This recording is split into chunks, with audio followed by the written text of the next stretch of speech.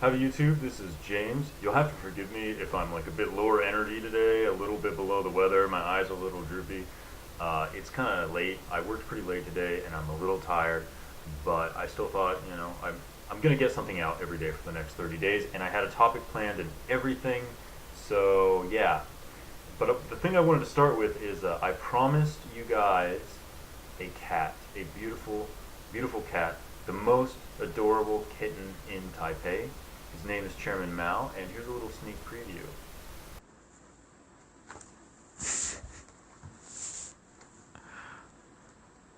Wow, he bit me. That was a beautiful day. I miss Chairman Mao. I miss him. Okay, sentimentality aside, cat aside, today I wanted to talk a little bit about moving to Taiwan and actually how easy it is to do that. I thought that everything was going to be hard, but the actual moving here process is quite straightforward.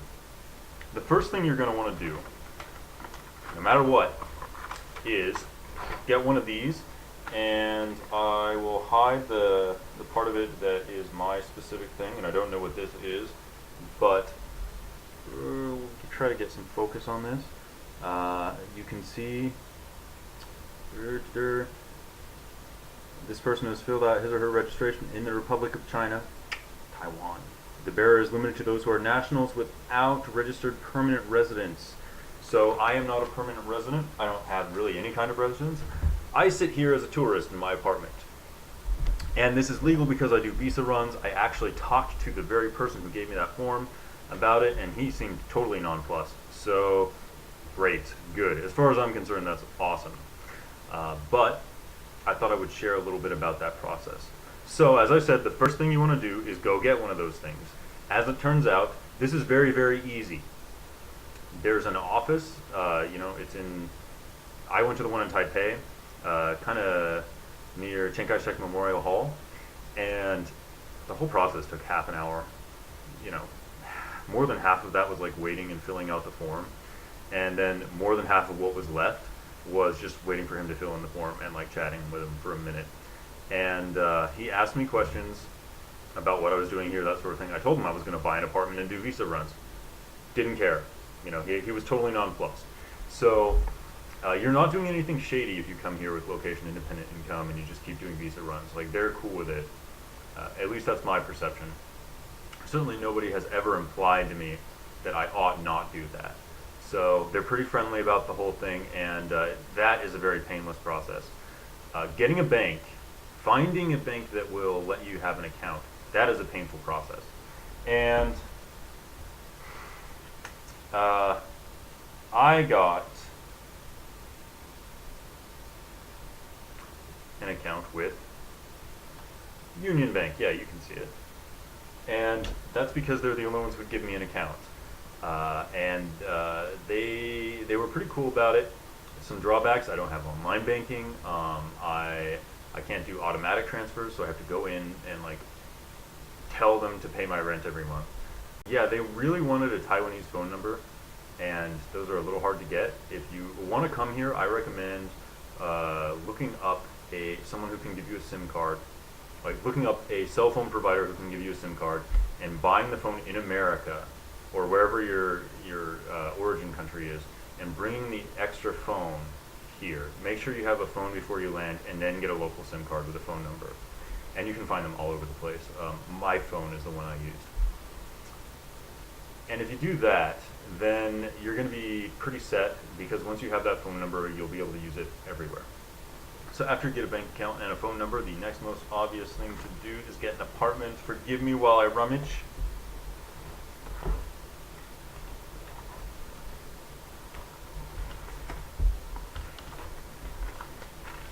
I thought I had this right on hand. Oh, I kind of did. Yeah, right here, this is a very shiny page of my lease agreement that you can't see, so you don't know where I live. And it is probably, like, that was obviously one of the harder things to do for two reasons. There were two really big things that came up.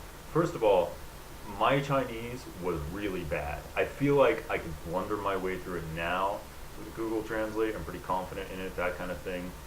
And especially if I knew I was doing it ahead of time, I could brush up on it and work really well. But just landing here without having spoken the language regularly for some time, no, there's no way. So I ended up working with a place called House Realty. I'll go ahead and link to their site down in the description. And I think they mostly focus on Taipei, and they pretty much all speak English as far as I can tell, or at least they have English-speaking staff. So you can pretty much have a building manager slash real estate agent. By the way, you get apartments through real estate agents here, and they charge half a month's rent, so keep that in mind. Up front, you're going to need a deposit and half a month's rent, and your deposit is typically 2 months rent, so 2.5 months rent up front. Now, if you are going through an English-speaking real estate agent, you're probably going to pay more. Now, something that you're going to hit if you do pay, more than, I guess, about $10,000 a month for an apartment, which you probably will if you're in Taipei, is that you really shouldn't expect to be able to pull all of that out of your ATM from Union Bank. That will be a challenge because their withdrawal limit from an ATM is 10,000 and their transfer limit per day is 30,000. At least those are the limits they gave me based on my situation. Your situation may vary, I don't know. But I feel like that's something I should caution you about because that was a really stressful point for me. I pretty much had to get the money together over the course of 3 days. And they wanted the money on the first day. So yeah, keep on top of that. Pay attention. Make sure you're prepared. So plan on bringing 2.5, 3 months rent with you. If you can do it, bring it from overseas in cash and just exchange at the airport. You get a pretty good rate there. Finally, I want to talk very briefly about something that kind of bit me in the ass, and I didn't expect it. I haven't fully resolved this yet, but I'm resolving to do it. I'll do another video on this later. You really want a water filter in Taiwan, otherwise you are going to be buying a lot of water, which is what I'm doing right now. And I did buy a water filter in Taiwan, and I got a Britta, and it was terrible. I actually have to filter the water here through the Britta twice to get the chlorine out, because the Taiwanese are very, very paranoid about germs, which is hilarious because they put so many chemicals in the water to kill the germs that it will kill a person. Good job. I also want to say though, if you're down in Taichung, I don't know if that applies, and if you do want to go to Taichung, which has better weather and is cheaper, and I'm considering moving there, so you got that attraction going for you, then you might want to check out Sentient Solutions for getting an apartment. He is not a real estate agent, but he will make the arrangements for you. Basically, he'll get in touch with real estate agents for you. He speaks English. He's a native English speaker. He came here from overseas, and he knows the Taichung market really well. He'll give you a number of options. By the way, I'm not affiliated with either of these places. They just seem like the best services. And I'm going to link him in the description down below as well. Some other things I wish I'd known or done sooner, you're going to want a Costco membership here. Beef is incredibly expensive. Potatoes are really expensive. If you're not a really, foodie sort of person, we'll just say that. I eat really healthy most of the time. I'm pretty chubby, but it's I'm getting chubby off of almonds, walnuts, potatoes, steak, plain yogurt, watermelon. That's what I'm getting chubby off of. I'm not eating the typical Taiwanese fare. If it works for you, that's awesome. But in general, I find Taiwanese food, especially if I'm eating out, is too light on meat. And I gotta get huge, as I've been talking about the last few days. So, you might consider that, but Costco is a great place to go. They have, pretty much the same selection as the United States. It's very similar. And there's one right by the MRT up at Guangdu MRT in northern Taipei. So, check it out. Be sure to do that as soon as possible. As soon as possible. If you're taking time off when you first arrive, which you hopefully should be, get that before your time off is up. Get in there, check it out.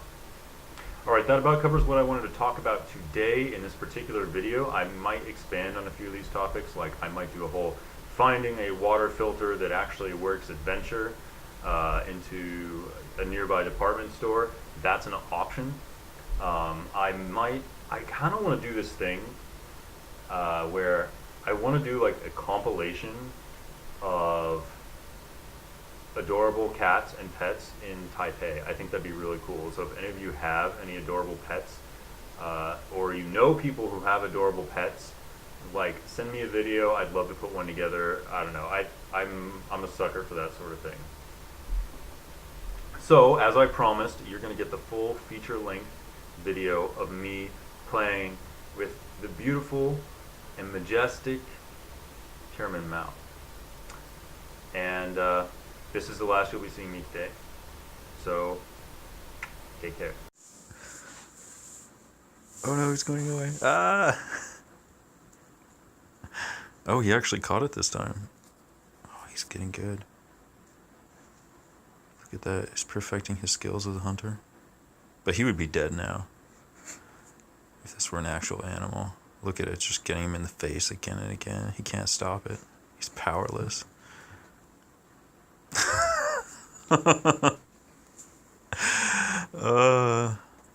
Oh, I'm gonna put this on social media, Cat.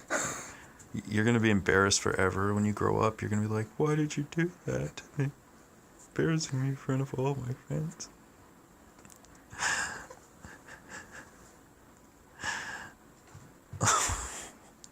Aww. Aww. Oh, he's getting ready.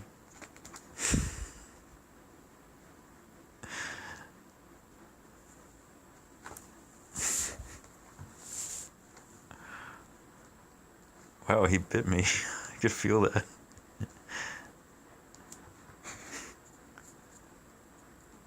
All right.